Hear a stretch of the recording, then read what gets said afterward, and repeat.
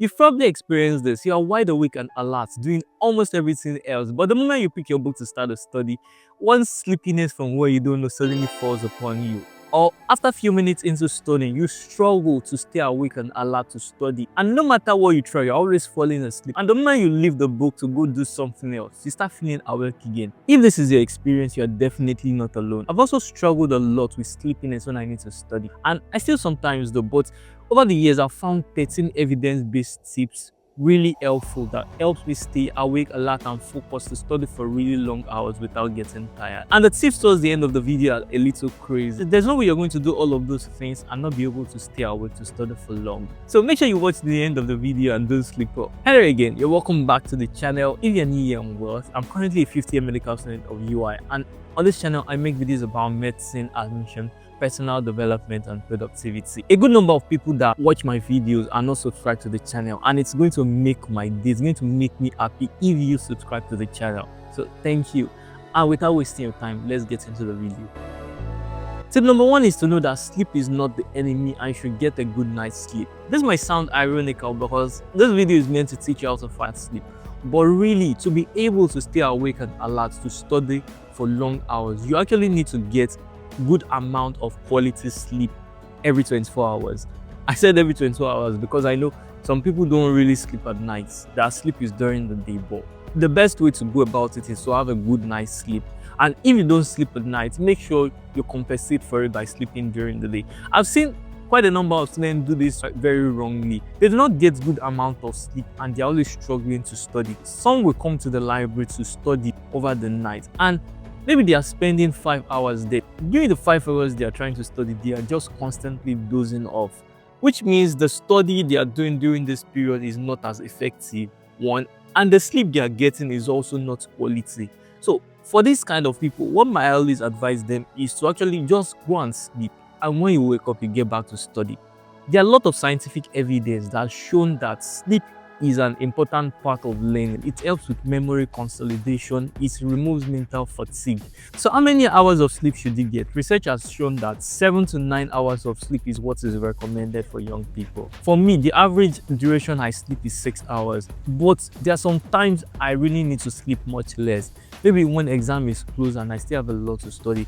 But no matter what, I try to get 4 hours of sleep, or maybe 3 at least. Like if I really have to stay awake, I still try as much to get good quality uninterrupted sleep because I know how important it is. Tip number 2 is to study immediately after waking up. After getting quality sleep and you are fully awake, when you get to your study table to study, there is lesser chance that you're going to fall asleep during this period. And I think you should use this to your advantage.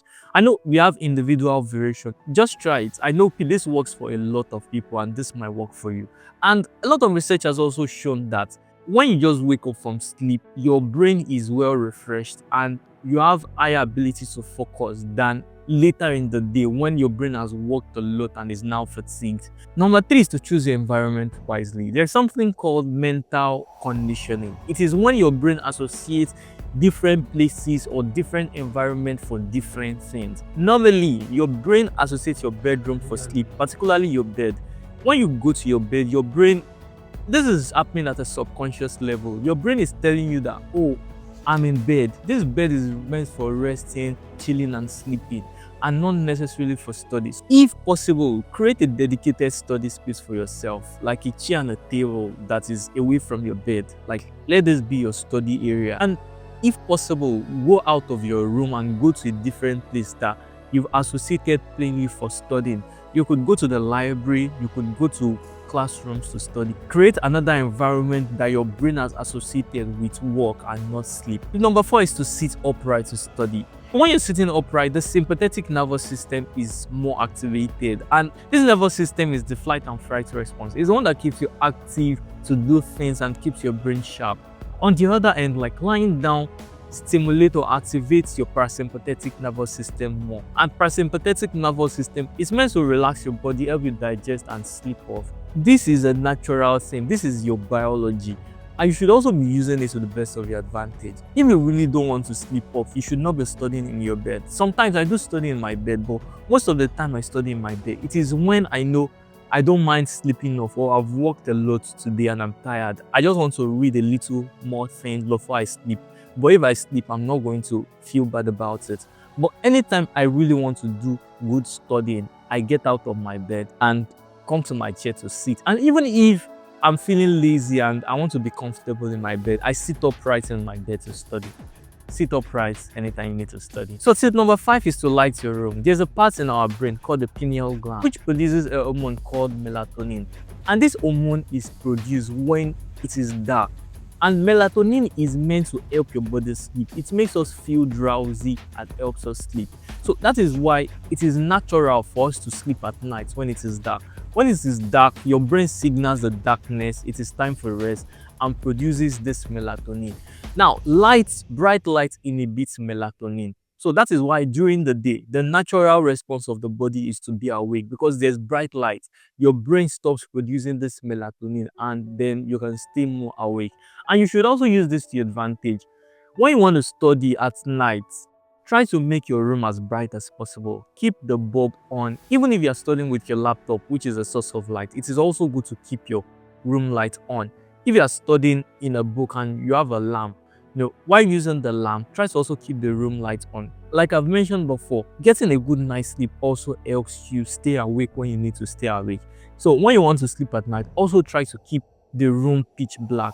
Turn off the light if you can, because not everybody can do this. You're probably going to be sharing room with your roommates and some of them might need the light on, or when you want to sleep is when they'll be studying. So whenever you can, keep the light off when you're about to sleep. But when you're awake, keep the room bright. Tip number 6 is to take activity breaks. When you're studying, take breaks. During this break, don't just sit on your chair to probably scroll Instagram or scroll social media.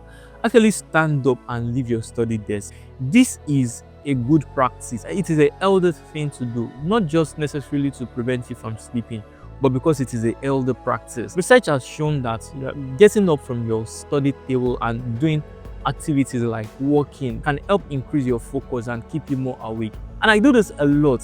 Like if I go to the library, I don't usually sit for a long period of time. It has become a habit for me. Whether I'm studying at home or in the library, after studying for a short duration, I get up, walk out, and come back to my study table. And this actually helps. It helps stay awake for a longer period of time, and it keeps the studying a little more fun. And I know not everybody is weird like me. Another thing I do in between studying when I'm studying at home is to just stand up, especially when I'm studying at night when exam is closed and I don't want to sleep off. I stand up and do push-ups. I can do like 20 or 30 push-ups, then go back to my study seat and continue to study. All these activity breaks have been shown to actually work, and I think you should try some of them. Tip number 7 is don't eat heavy when you want to study and stay awake for a long period of time. There's something called postprandial somnolence. Forget the grammar, it is something you've experienced yourself. You remember when you just finished eating a heavy meal, you just finished eating a large bowl or a large plate of rice or eba, you start to feel sleepy. The reason for this is because after eating a lot of food, your body sends blood to your gut in order to aid digestion. And in the process of sending a lot of blood to your gut, you know what is happening? Less blood is going to the brain, and less blood going to the brain means you're going to feel drowsy, which is why you feel drowsy after eating a lot of food. The tip here is that when you want to study for a long period of time, just cut your meal. Instead of eating one large pot of beans or one large bowl of rice, just take little portion of it, and in between, in your breaks, you can go have a little more of the food. You can use it as a snack.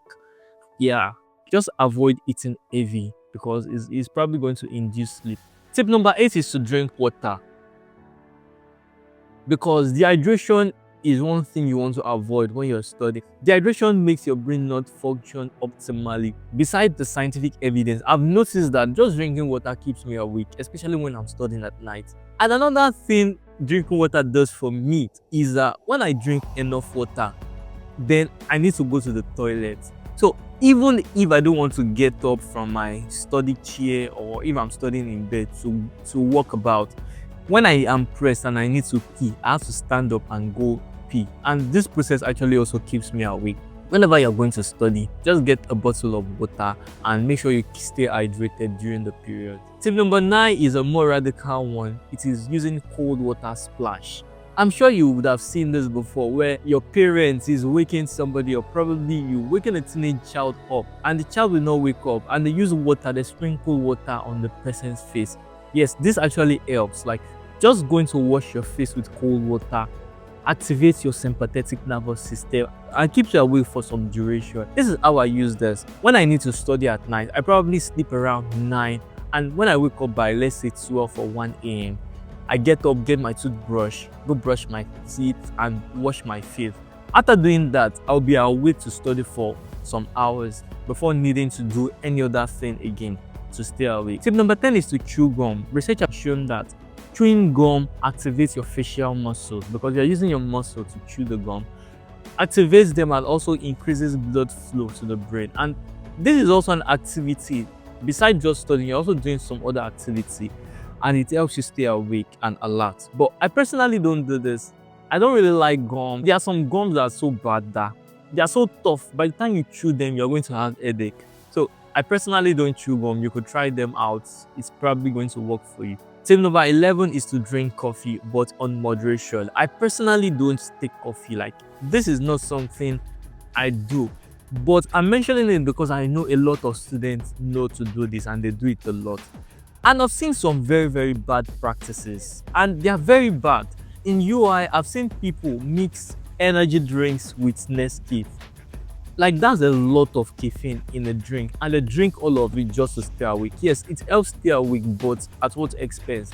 I've seen a friend who almost got addicted to taking caffeine, and one time she takes it, she actually has tremors in her hand. And there has also been reported that energy drink is bad for your heart. If you're going to take coffee or caffeinated products, make sure you take them in moderation. Excess of it is very bad for you. Tip number 12 is to take a power nap. After doing everything else, you've tried to water splash your face, you've jogged, you've done everything else, but it is not working. This might be that your body desperately needs sleep. And what you should do is to take a power nap. A power nap is a sleep that lasts between like 15 to 20 minutes. Power nap is actually taking sleep that is enough to keep you refreshed, but not too long that you get drowsy. You could also try that out and modify it the way it best suits your biological need or the way it best works for you. Tip number 13 is to choose the subject you're studying wisely. Yeah, there are some subjects that will bore you to sleep even when you're not sleepy.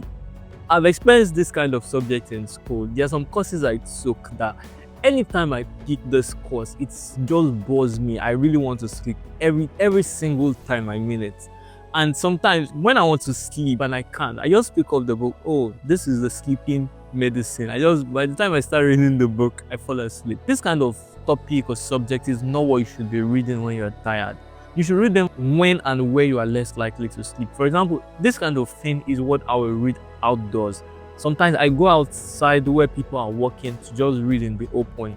This kind of thing, like, the chances of me sleeping there is very low. I know that when I'm tired and I need to study, I'm going to study topics or courses I'm personally interested in, I find interesting, and one that also causes me to, be physically or actively involved in it. The subject or topic you're studying can also affect your tendency to sleep off, and you should choose them wisely. So a bonus tip is to study using music. Yes, some people can effectively study using music, and this, you're just doing more than one activity, and this keeps you awake, especially when you're studying with music you enjoy. For some of us, it is hard to study with music because anytime I'm studying with music, before I know it, I stop studying and I start listening to music and probably dancing. I believe one or two or more of the tips in this video are going to be helpful to you. If you're still watching the video to this point, I would really like to know, can you just leave this thumbs up emoji? I want to see if you actually searched through this really long video to watch till the end. And if you did, thank you very much for sticking to the end. And I hope these tips are genuinely going to help you. So please, if you're not subscribed to the channel, kindly subscribe. Please, it's going to make my day, like I've said before. Also share this video with someone you think will find it helpful. And I'll see you again. Bye-bye.